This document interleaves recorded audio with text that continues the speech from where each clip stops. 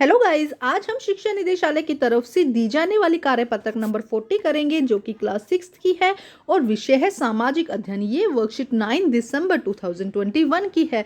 तो आइए शुरू करते हैं आज की वर्कशीट। उप विषय ग्राम सभा का एक उदाहरण।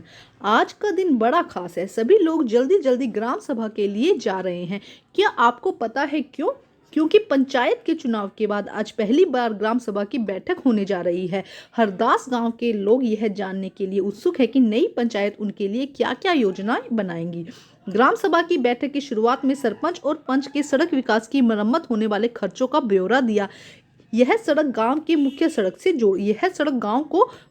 से जोड़ती है। तो आज ग्राम सभा का एक उदाहरण दिया गया है कि उसमें क्या कहा गया है। हरदास गांव की एक बात हो रही है जहां पे एक नई पंचायत, नई नई जो योजनाएं, अभी नई पंचायत वहां पे अभी इलेक्शन हुए हैं, नई पंचायत बनी है और वो क्या क्या योजनाएं ला रही है उसके बारे में क्या करना है, जो गांव वाले हैं, ग्राम सभा है, उसको बताना है। जैसे कि क्या क्या विकास करेंगी, कहाँ से सड़क जोड़ेगी, ये सारी बातें बतानी है। तो एक उदाहरण है कि किस तरह ग्राम पंचायत कार्य करती है। तो यहाँ पे फर्स्ट क्वेश्चन है, प्रश्न नंबर 1, सरपंच द्वारा पंचायत के किसी भी कार्य की जानकारी ग्राम सभा को देना क्यों जरूरी है?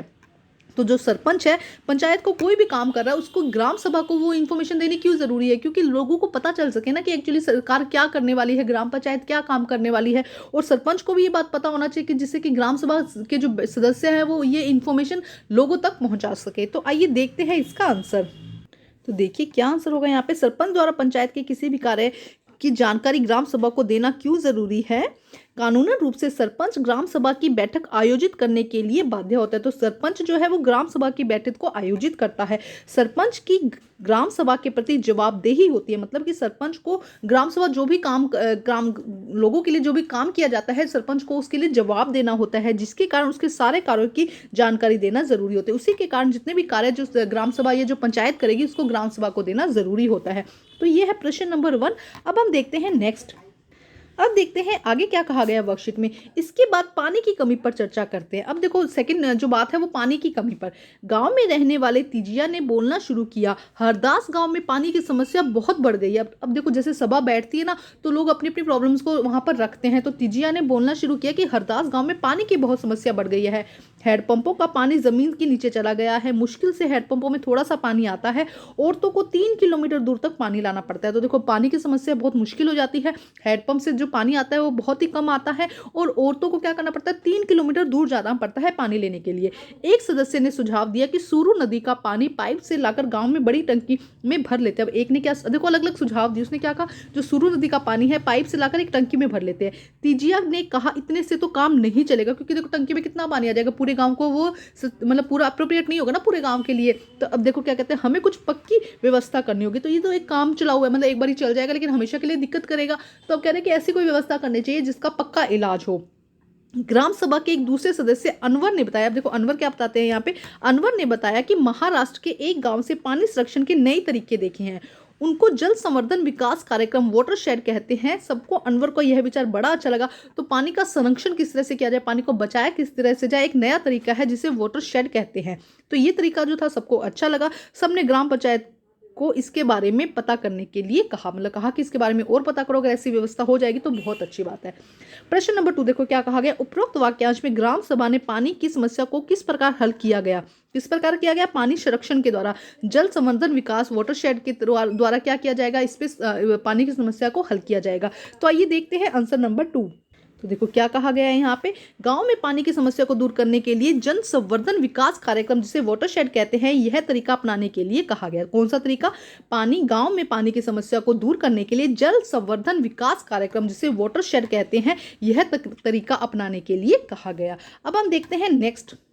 आगे देखो क्या कहा गया है। ग्राम सभा में अगला मुद्दा था गरीबी रेखा के नीचे आने वाले लोगों की सूची पर स्वीकृति लेना। तो अब देखो अलग अलग मुद्दों पे बात हो रही है। तो पहला मुद्दा तो पानी से रिलेटेड था, पानी की समस्या से रिलेटेड। अगला मुद्दा है कि गरीबी रेखा के जो नीचे आते हैं उन लोगों की स्वीकृति, मतलब ऐसा कोई भी इंसान नहीं कि भी बिना, जो गरीब नहीं है लेकिन उसने अपना, उसमें जो रिकॉर्ड है उसमें अपना नाम लिखवा ले, तो उसके लिए स्वीकृति चाहिए होती है, तो उसमें अपना नाम लिखवाना। सरोज ने कहा कि ओम प्रकाश का नाम सूची में होना चाहिए। जिस व्यक्ति ने गरीबी रेखा के नीचे आने वाले परिवारों का संरक्षण किया उसने सरपंच से पूछा कि ओम प्रकाश का नाम सूची में क्यों नहीं था। देखो क्या कहा जा रहा है कि अब जो वहाँ पे सभा में सरोज खड़ी हुई, तो उसने कहा कि भाई ओम प्रकाश का नाम भी इस गरीबी रेखा के जो नीचे आने वाले लोगों की सूची में होना चाहिए। तो अब जिस व्यक्ति ने भी गरीबी रेखा में आने वाले सर्वेक्षण किया होगा, जिस व्यक्ति ने, सरपंच ने पूछा कि ओम प्रकाश का नाम उसमें क्यों नहीं था, तो उसने बताया कि जब वह उसके घर गया तो वहां पर ताला लगा था। सरपंच ने कहा कि ओम प्रकाश की आय देखी जाएगी, वह सरकार द्वारा तय की गई राशि से कम है तो उसका नाम भी सूची में शामिल कर दिया जाएगा। तो अब सरपंच ने इसका क्या डिसीजन लिया, क्या बताया कि भाई सरपंच जो ओम प्रकाश है उसकी आय देखेंगे कि कितनी आय है, अगर वह गरीबी रेखा से नीचे है, कम है उसकी आय, तो हम क्या करेंगे, उसको ऐड कर देंगे। अब यहाँ पे प्रश्न देखो क्या है, उपरोक्त वाक्यांश में ग्राम सभा ने सरकारी कार्य में गलती को किस प्रकार सही करवाया। तो ओम प्रकाश में गलती हो गई थी, तो उसका देखा जाएगा कि उसमें की आय कितनी है, अगर आय गरीबी रेखा से कम है तो उसका नाम ऐड कर दिया जाएगा। इसी तरह से गलती को सही करवाया गया था ना। तो आइए देखते हैं इसका आंसर। तो देखो क्या आंसर होगा यहाँ पर, सरपंच ने कहा कि ओम प्रकाश की आय देखी जाएगी और अगर वह सरकार द्वारा तय की गई राशि से कम है तो उसका नाम भी सूची में शामिल किया जाएगा। इस प्रकार सरकारी कार्य में गलती को सही करवाया गया। तो किस तरह से करवाया गया कि दोबारा से देखी जाएगी उसकी आय, अगर वो गलत, अगर वो गरीबी रेखा से कम है तो उसको क्या कर दिया जाएगा, सही करवाया जाएगा। तो ये थी हमारी आज की वर्कशीट को कंप्लीट करके अपने टीचर को जरूर चेक करवाइए और प्लीज मेरे चैनल को लाइक कीजिए, सब्सक्राइब कीजिए और शेयर कीजिए। Thank you guys.